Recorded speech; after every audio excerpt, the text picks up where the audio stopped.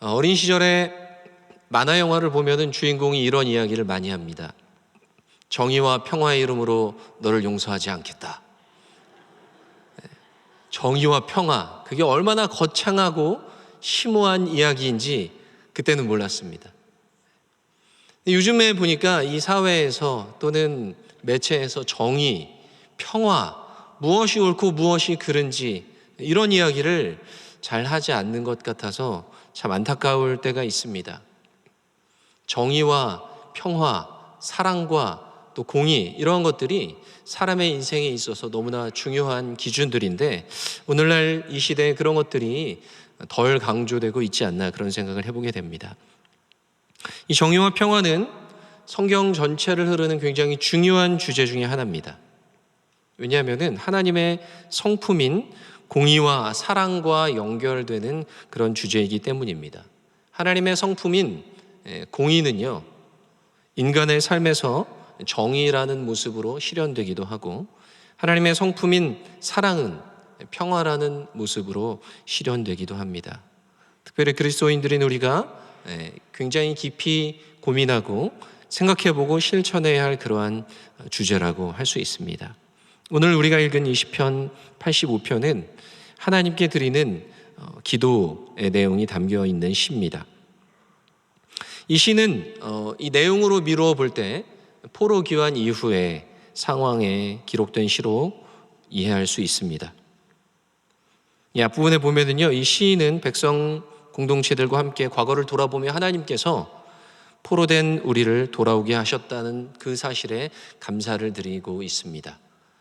여러분, 이스라엘 백성들이 포로로 끌려간 것은 순전히 그들의 죄악 때문이었습니다.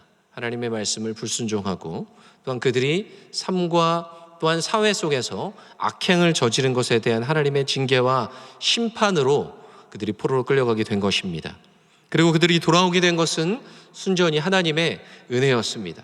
그들을 버리셔도, 그들을 완전히 내치셔도 아무런 할 말이 없는 악한 그들이었지만 하나님께서 그들을 버리지 않으시고 다시 회복하고 돌아오게 하신 그 사랑에 대해 오늘 감사하고 있는 것입니다.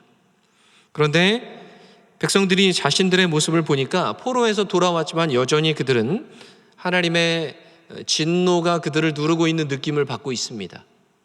그들 스스로의 삶을 돌아볼 때에 그들이 하나님 앞에 온전히 살아가고 있는 것 같지가 않습니다. 그래서 하나님, 인자하심으로 우리를 붙잡아 주십시오. 그리고 우리를 살려 주십시오. 이렇게 고백하고 있습니다. 그리고 그 공동체는 그렇게 하나님께 기도하며 그분의 응답을 기다렸고 응답을 받은 이 시인은요, 선지자와 같은 역할로서 하나님께 받은 말씀을 풀어서 이야기해 줍니다. 하나님께서는 그 땅에 평화를 주실 것입니다. 그러나 그들은 다시 어리석은 대로 돌아가지 않아야 합니다. 그리고 나서 오늘 우리가 읽은 이 본문의 클라이막스, 오늘 이 시의 클라이막스라고도 할 수 있는 10절에서 13절 말씀에서 하나님이 주실 완전한 회복의 모습을 시인은 예언적으로 노래하고 있습니다.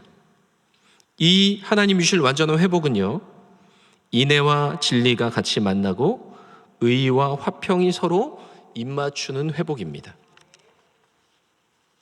다소 추상적으로 느껴질 수 있지만 여러분, 사랑과 진리가 만나는 것, 그리고 정의와 평화가 입맞추는 것, 이것이 무슨 의미인지를 생각해보고 그것이 오늘 우리에게 어떠한 모습으로 드러나야 하는지를 함께 생각해 보기를 원합니다. 여러분, 이 사랑과 진리가 만나는 것은 사실 그렇게 쉬운 일이 아닙니다. 정의와 평화가 입맞추는 것도 쉬운 일이 아닙니다. 그것이 너무나 중요한 주제라서 아이들이 보는 만화 영화에도 정의와 평화가 자주 등장하지만 인간 사회에서 그것을 온전하게 이루어내는 일은 거의 불가능에 가깝습니다. 왜냐하면 여러분, 사랑과 평화를 이루기 위해 어떻게 해야 되는지를 한번 생각해 보십시오. 평화롭기 위해서는 서로가 서로를 이해해주고 양보해주고 용납해주고 조금 잘못해도 받아주고 이해해줘야 됩니다. 그래야 평화가 이루어지죠. 그런데 정의와 이 진리를 지키기 위해서는 명확한 기준을 그어두고 그 기준을 벗어날 때에는 그것을 지적해 줘야 됩니다. 그것은 옳지 않다고. 여러분, 그래서 이 정의를 강조하다 보면 무언가 다툼이 생기고 갈등이 생기기가 쉽습니다. 그런데 사랑만 강조하다 보면 옳고 그름에 대한 기준이 희미해지기가 쉽습니다. 그래서 이 사랑과 평화, 그리고 정의와 이 진리가 조화를 이루고 이것이 하나를 이루는 것이 쉽지가 않습니다. 그런데 오늘 말씀에 보면 하나님께서 이루시는 회복의 모습은 바로 이 둘이 하나를 이루고 조화를 이루는 모습이라는 것입니다. 여러분, 그리고 하나님께서는 그분의 성품 안에 사랑과 공의라는, 우리가 언뜻 보면 서로 부딪히고 갈등을 일으키기 쉬울 것 같은 두 가지 성품이 완전하게 조화를 이루고 있습니다. 여러분, 사랑한다, 누군가를 사랑하고 이해하고 용납해서 평화를 이룬다, 여러분 이것을 생각해 볼 때에 진리와 정의와 어떠한 기준이 없는 사랑은 사실 진정한 사랑이 아니죠. 오히려 사람을 망하게 하는 길입니다. 또 사랑이 없는 진리와 정의는요, 진정한 정의를 이루기보다는 정죄와 갈등을 만들기 쉽습니다. 이 자녀를 양육하다 보면 이러한 문제 앞에서 고민이 될 때가 있습니다. 제가 청년들 사역을 많이 하면서 특별히 이제 자매들과 상담을 하다 보면 아버지와의 사이에서 굉장히 갈등과 어려움을 겪는 자매들이 많습니다. 어린 시절부터 아버지가 너무 엄격했고 칭찬은 안 하고 지적만 하셔서 아버지에 대해 마음에 큰 상처가 있습니다. 그런데 교회 와 보니까 하나님 아버지래요. 그래서 제가 겪었던 그 안 좋았던 아버지의 모습과 하나님의 모습이 겹쳐지면서 하나님이 별로 좋은 분으로 느껴지지가 않습니다. 하나님 아버지 부를 때마다 제 마음에는 제 인간 아버지의 모습이 생각나서 마음이 어렵습니다.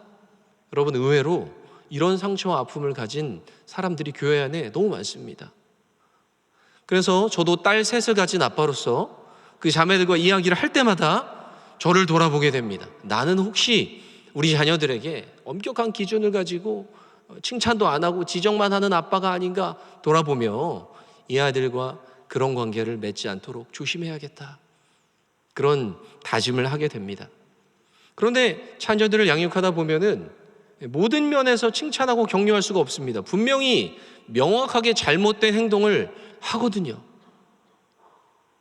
아이들을 보면서 너무 예쁘고 귀엽고 사랑스럽지만 저도 모르게 항상 제 입에서 이런 고백이 나옵니다. 사람은 나면서부터 죄인이다. 여러분, 나면서부터 죄인이에요. 그 어린아이들이, 그렇게 티 없이 해맑아 보이는 아이들도요, 가만히 하는 행동을 보면은 영락 없는 죄인입니다.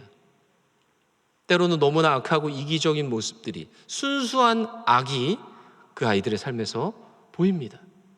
그렇기 때문에 그것을 지적하지 않을 수 없죠. 부모로서 그것을 지적하고 혼내고 바로잡아주기 위해서는 엄격한 말이 있어야죠. 때로는 그 아이들이 울고 힘들어 할지라도 바른 말을 해줘야죠. 그러나 때로는 그 아이들을 사랑하고 이해하고 용납해 주어야 하는 것이 그들을 사랑하는 부모의 입장이죠.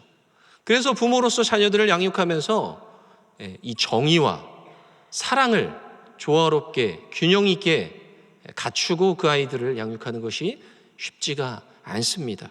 어느 한쪽으로 치우치면 이 아이들이 상처를 받거나 어긋나게 되는 것이죠.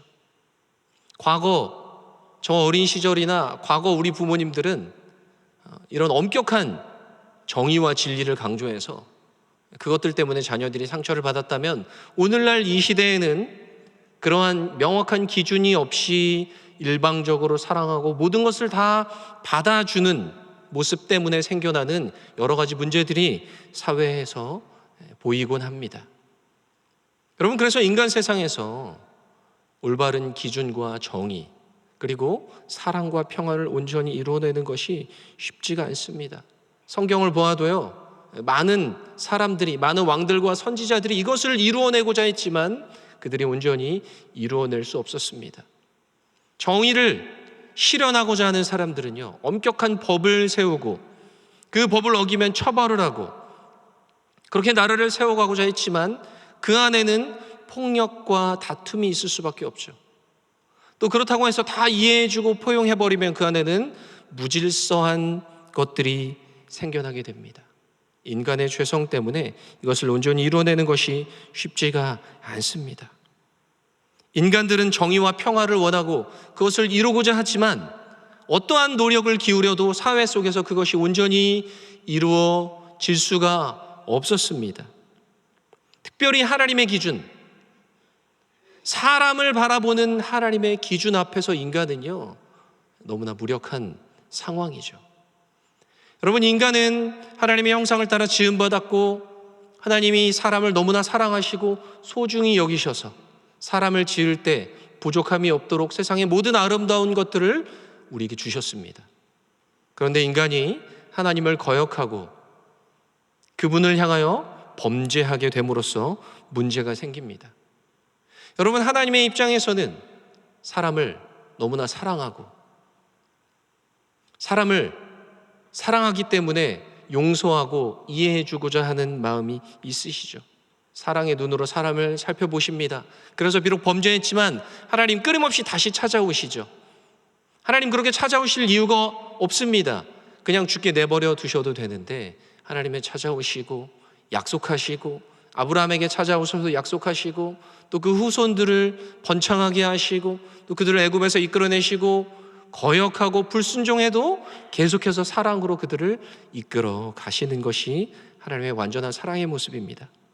그러나 여러분, 하나님의 사랑이 완전하다고 해서 하나님께서 이 공의를 양보하시는 것이 아닙니다. 여러분, 하나님 안에는 완전한 공의가 있고 인간들을 향하여 그 기준을 말씀해 주십니다. 그래서 비록 사랑하는 인간이라 할지라도 그들이 범죄하면 에덴 동산에서 쫓아내시고 그들이 거역하면 홍수를 통해 벌하시고 그들의 잘못을 그냥 다 내버려 두시는 분이 아니신 것이죠. 여러분, 그래서 인간을 대하시는 하나님의 마음이 여러분이 사랑과 공의 때문에 두 가지 방향으로 나누어지는 것을 봅니다. 사람을 사랑하시기 때문에 하나님은 끊임없이 찾아오시죠. 그리고 용서하시고 품고자 하시죠. 하나님께 나아갈 수 있는 길을 살짝 열어주시죠. 그러나 그럼에도 불순종하고 거역하기 때문에 하나님은 공의의 하나님이시기 때문에 그들의 죄악을 벌해야 하시는 것입니다. 여러분, 그러면 하나님은 어떻게 하셔야 되죠? 사랑하지만 죄를 지었으니 벌하고 죽이셔야 되고 하나님의 공의 때문에 벌하고 죽여야 되지만 동시에 그들을 향한 사랑의 마음을 품고 계시는 하나님은 어떻게 하셔야 합니까?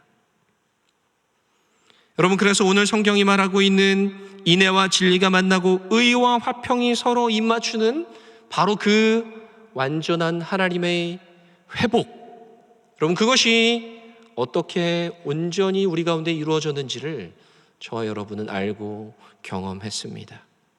여러분, 하나님은 하나님의 공의와 사랑을 온전히 이루시기 위해 그 아들을 이 땅에 보내셨습니다. 여러분, 하나님의 아들인 예수께서 이 땅에 오셨다는 것 자체가 하나님의 놀라운 사랑의 증거인 줄 믿습니다. 그 아들을 보내셔서 하나님이 어떤 분인지를 말씀해 주시고 하나님이 어떠한 기준을 가지고 공의를 세우시는지를 말씀해 주셨습니다. 그리고 이 정의와 평화가 하나님의 공의와 사랑이 완전히 만난 그 장소가 바로 십자가입니다. 예수님은 하나님의 공의와 사랑을 십자가에서 완성하셨습니다. 우리가 아직 죄인 되었을 때에 그리스도께서 우리를 위하여 죽으심으로 하나님께서 우리에 대한 자기의 사랑을 확증하셨습니다. 여러분, 그 십자가 안에서요, 하나님께서 우리를 얼마나 사랑하시는지를 하나님은 보여주셨습니다. 여러분, 하나님께서 우리에게 주실 수 있는 가장 좋은 선물이 무엇일까요? 사람은 누구나 자기가 가지고 있는 것 중 가장 귀한 것, 가장 소중한 것을 가장 사랑하는 사람에게 줍니다. 여러분, 하나님께서 우리에게 주실 수 있는 가장 귀한 것, 하나님이 갖고 계신, 하나님에게 있는 가장 고귀하고 아름다운 것이 바로 그 아들 예수 그리스도였다는 것을 우리는 믿습니다. 하나님께서는 십자가에서 그분의 사랑이, 우리를 향한 그분의 사랑이 얼마나 크고 완전한지를 너무나 명확하게 보여주셨습니다. 아들을 주셨습니다. 우리의 죄를 용서하시기 위해, 우리를 구원하시기 위해 아낌없이 그 아들을 내어주셨습니다. 이 십자가에서 하나님의 완전한 사랑이 드러났죠. 여러분, 그러나 동시에 십자가에서 하나님의 완전한 공의가 드러납니다. 하나님이 얼마나 의로운 분인지, 죄에 대한 하나님의 기준이 얼마나 완전한지, 하나님이 얼마나 죄를 미워하시고 우리가 범한 그 죄악들이 얼마나 심각한 문제인지를 여러분, 하나님 십자가를 통해 보여주시는 거예요. 여러분, 죄는 그냥 가볍게 용서할 수 있는 것이 아닙니다. 하나님 앞에 범한 그 범죄는 그냥 하나님 죄송합니다 이런 회개로 때울 수 있는 것이 아닙니다. 그 죄가 얼마나 심각한 문제였는지, 그 죄가 하나님의 공의의 기준에 비추어 보았을 때에 얼마나 커다란 문제였는지는요, 하나님께서 그 죄의 문제를 무엇으로 해결하셨는지를 보면 알 수 있습니다. 하나님은 우리의 죄의 문제를 해결하시기 위해 그 아들을 찢어 죽이셔야만 했습니다. 여러분, 죄는 가볍지 않습니다. 그 죄가 너무나 심각한 문제이기 때문에 하나님은 그 무엇으로도 그 죄의 문제를 인간이 해결할 수 없다는 것을 아시고 그 아들을 보내셔서 그 아들의 생명을 대가로 우리의 죄를 용서하신 것입니다. 십자가에서 하나님의 사랑과 공의가 어떠한지가 너무나 명확하게 드러났습니다.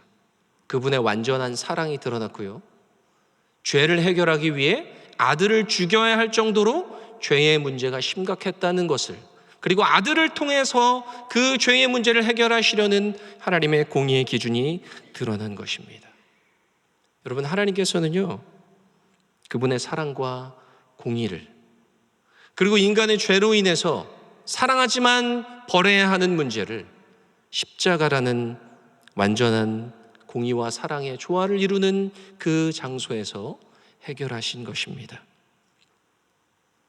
그러므로 오늘 말씀 10절에 드러나는 인애와 진리가 같이 만나고 의와 화평이 입맞추는 이 회복은 십자가에서 예수 그리스도를 통해 저와 여러분에게 온전히 임하게 된 줄 믿습니다. 여러분이 하나님의 공의의 성품, 여러분, 그것이 온전히 회복을 받은 저와 여러분의 인생에서는요, 우리의 삶 가운데 드러나는 정의로 나타나야 합니다. 하나님의 성품인 사랑, 그 사랑은 십자가를 통해 용서받고 회복된 저와 여러분을 통해서 사랑과 평화의 모습으로 우리의 삶으로 드러나야 합니다. 여러분, 저는 성경을 보며 이러한 기준을 가지고 성경을 보다가 바울과 바나바의 모습을 보게 되었습니다. 바울과 바나바는 위대한 사도였고 성숙한 그리스도인들이었죠. 그러나 그들이 크게 다투게 됩니다.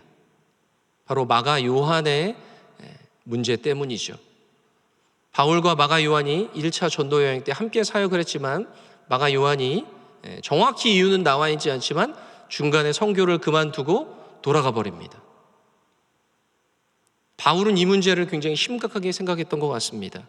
그리고 2차 전도 여행을 떠날 때 바나바와 함께 가는데 바나바는 이 마가 요한을 같이 데리고 가자. 아마 마가 요한이 조카였기 때문에 그랬을 수도 있습니다. 그런데 바나바는 따뜻하고 마음이 너그럽고 용납하는 성품의 사람이었던 것 같습니다. 그러니까 바나바가 사도 바울을 안디옥 교회에 소개해 주지 않습니까? 바울은 기준이 명확했어요. 1차 전도여행 때 그렇게 마음대로 떠나버린 사람을 다시 데려가면 안 된다. 어떤 의미에서는 바울은 이 정의를 강조하는 입장이었고 바나바는 이 사랑과 평화를 강조하는 입장이 아니었을까요? 두 사람이 크게 다투고 각자 다른 길로 전도 여행을 떠나게 됩니다. 여러분, 그러나 바울과 바나바는 평생 인연을 끊고 손절하지 않았습니다. 바울 서신을 보면은 바울이 바나바를 어떻게 이야기하는지, 그리고 마가 요한에 대해 어떠한 평가를 하는지를 보면서 우리가 이 두 사람이 결국 다시 화해하고 그들의 관계가 회복되었고 그리스도 안에서 그들이 다시 하나가 됐다는 것을 볼 수 있습니다. 여러분, 저와 여러분의 인생에서, 우리의 개인의 삶에서, 또 우리 교회에서, 또 우리가 살아가고 있는 이 사회 속에서 어떻게 정의와 평화를 조화시킬 수 있을까요? 하나님께서는 그분의 성품인 사랑과 공의를 그리스도의 십자가를 통해 온전히 이루셨고 저와 여러분에게 이 회복을 허락해 주셨는데, 여러분, 우리는 우리 인생에서 어떻게 하나님이 말씀하시는, 성경이 말하는 정의를 세워갈 수 있을까요? 어떻게 성경이 말하는 사랑과 평화를 이루어갈 수 있을까요? 여러분, 성경이 말하는 평화는 단순히 전쟁이 없는 상태를 말하는 것이 아닙니다. 사람과 하나님의 관계가, 사람과 사람의 관계가, 사람과 자연이 균형을 이루고 그 안에서 하나를 이루어가는 것입니다. 한때 온 세계를 지배했던 로마가 팍스 로마나 그들의 무력을 통해 힘으로 이 세상의 전쟁을 그치게 한 수준의 이야기와는 완전히 다른 것이죠.